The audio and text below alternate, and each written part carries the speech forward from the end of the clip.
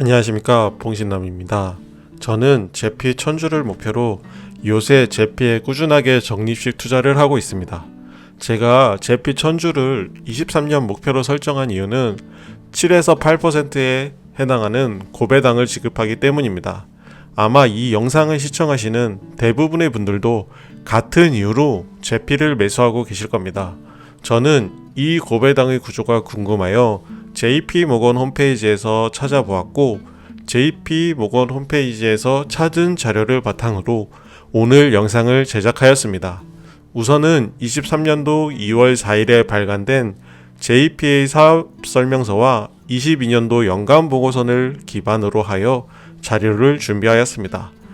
JPA 연간 보고서에 따르면 JPA 포트폴리오 구성은 미국 주식 64%, 그리고 에머징 마켓, 패시픽 이퀴티라고 해서 19%, 그래서 총 83%가 주식으로 구성되어 있습니다.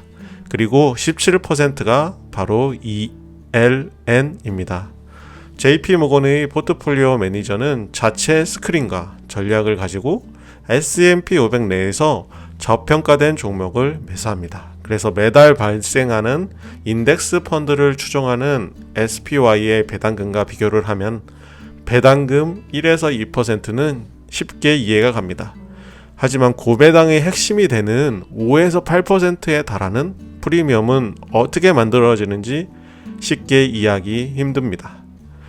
커버드 콜 옵션이 포함된 S&P 500 지수의 수익을 제공하기 위해서 주식 연계 채권, 즉 ELN을 사용하고 있다고 합니다.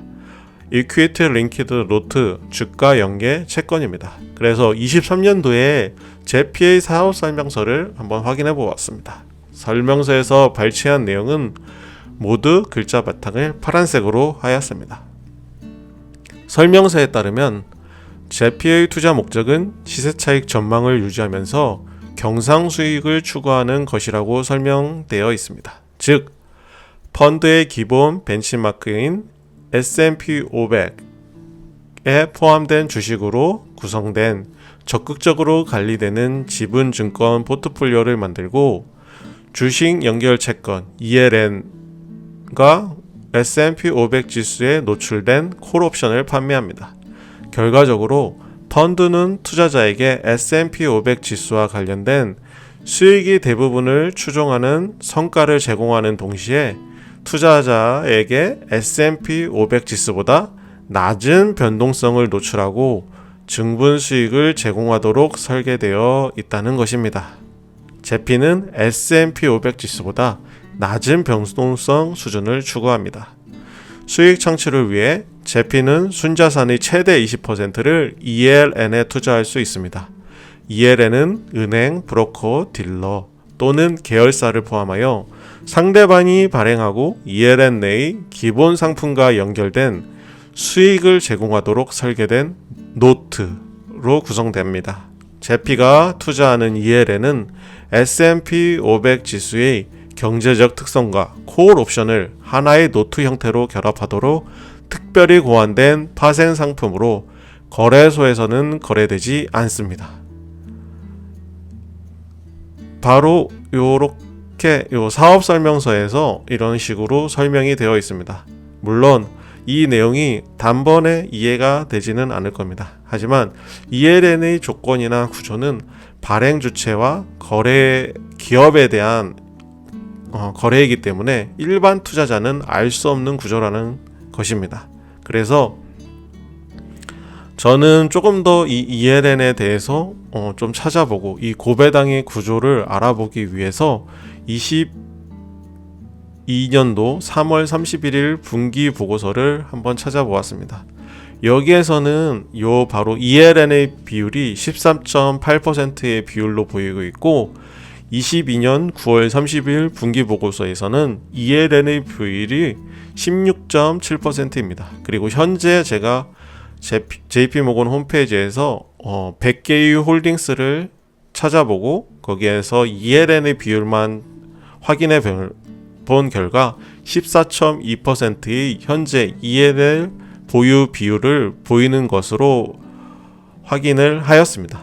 그래서 저희 JP의 포트폴리오 매니저들은 시장 상황에 맞게 그에 따라 분석을 하고 변동성을 낮추는 코버드컬 전략에 따라서 계속해서 변동성이 낮게 만드는 식으로 ELN의 비율도 조정을 하고, 그리고 포트폴리오 내에 홀딩하는 그런 기업들도 계속적으로 변경을 하고 있습니다. 아울러 ENL의 주 투자처는 BNP 파리바라는 프랑스 파리에 본점을 둔 프랑스 최대 은행 그룹, 그리고 바클리즈라는 영국에 본사를 둔 글로벌 금융 서비스 기업 등으로 이루어져 있습니다.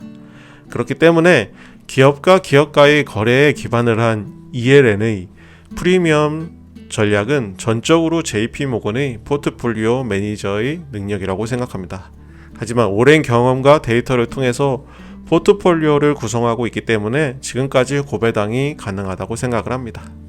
그리고 앞서 말씀드린 연감 사업 설명서에 계속적으로 언급된 것처럼 제피의 가장 중요한 핵심은 낮은 변동성을 확보하는 것입니다.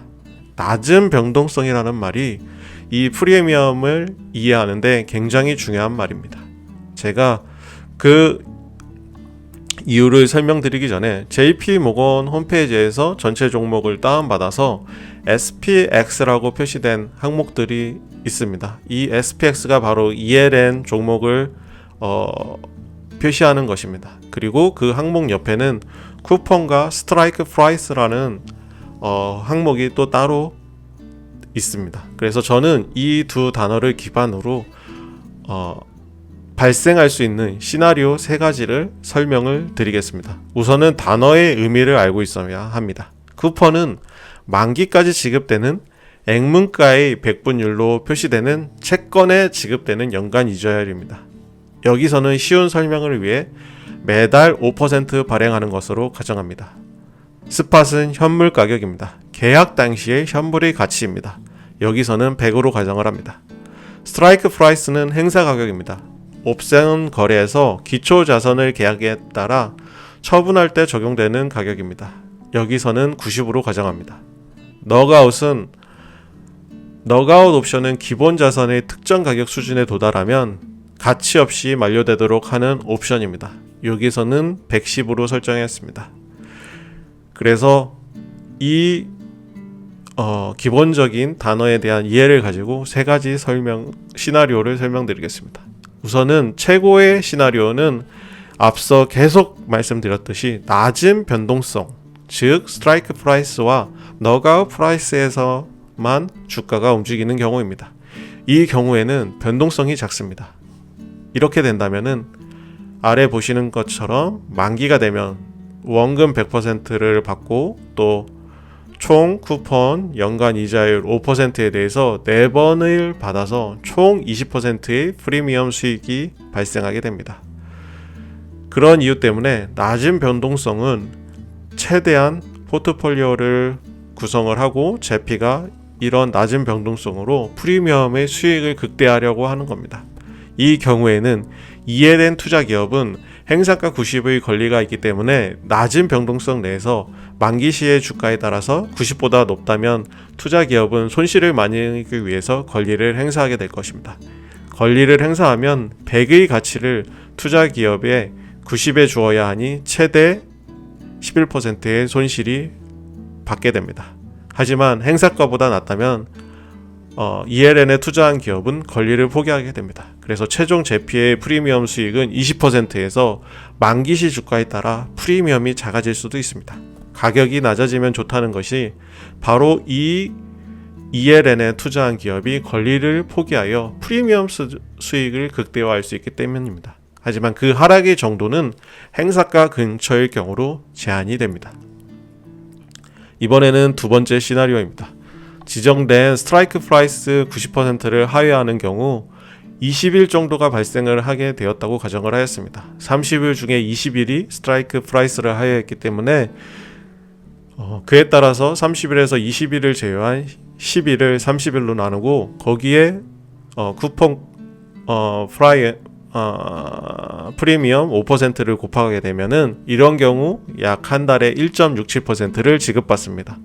그리고 3개월 차가 되는 해에 너가웃 프라이스에 도달했기 때문에 여기에서는 이제 옵션이 자동적으로 만기가 됩니다. 이 경우는 원금 100%가 지급되고 쿠폰 5%가 두 번 지급되었고 한 달 스트라이크 프라이스를 화해한 달의 프리미엄은 1.67%이기 때문에 총 11.67%의 프리미엄이 만들어지게 됩니다. 하지만 ELN 투자 기업은 행사가 90의 권리를 가지고 있기 때문에 이런 경우 무조건 권리를 행사하게 됩니다. ELN을 발행한 제피 입장에서는 100의 가치를 90에 넘겨야 하기 때문에 지급받은 프리미엄 11.67에서 약 11%에 달하는 권리 양도 손실이 발생하여 최종 프리미엄은 0.67%가 됩니다. 아울러 주식이 상승하면은 수익이 제한적이라는 것이 바로 이 시나리오 때문입니다. 그리고 여기서 발생하는 문제점은 프리미엄이 작아지는 문제점뿐만이 아니라 주식에 대한 권리를 양도했기 때문에 주식 상승에 따른 반영분을 포기해야 한다는 두 가지 문제가 발생하게 됩니다. 그렇기 때문에 제피가 낮은 변동성을 추구하는 이유도 바로 여기에 있는 것입니다. 그리고 마지막 세 번째 시나리오입니다. 여기에서는 이런 식으로 계속해서 스트라이크 프라이스를 하회하고 계속 주가가 낮아지는 경우입니다. 이 경우에는 최종적으로 행사가 하단에 있기 때문에 ELN에 투자한 기업은 권리 행사를 포기하게 될 것입니다. 제피는 첫 달에만 보장된 쿠폰 5%의 프리미엄을 가져가게 됩니다. 그런데 여기서 문제는 가격이 곤두박질 치는 경우 제피가 100의 현물 가치도 함께 하락하기 때문에 과도한 하락은 제피에게도 손실로 됩니다. 최악의 경우 만약에 50%의 하락이 있었다고 가정을 하면은 프리미엄 5%를 제외하고도 45%의 손실이 되는 것입니다. 그렇기 때문에 여기서 꾸준하게 강조드리는 것은 제피는 낮은 변동성이 가장 중요하다는 것입니다. 제피는 포트폴리오 매니저의 능력이 매우 중요한 액티브 펀드입니다. 상기와 같은 이유로 S&P 500 내에서도 낮은 변동성의 종목을 발굴하고 지속적으로 스크린하고 포트폴리오를 바꾸고 있습니다. 거기에 ELN 투자를 20%로 제한하여 리스크 관리도 하고 있습니다.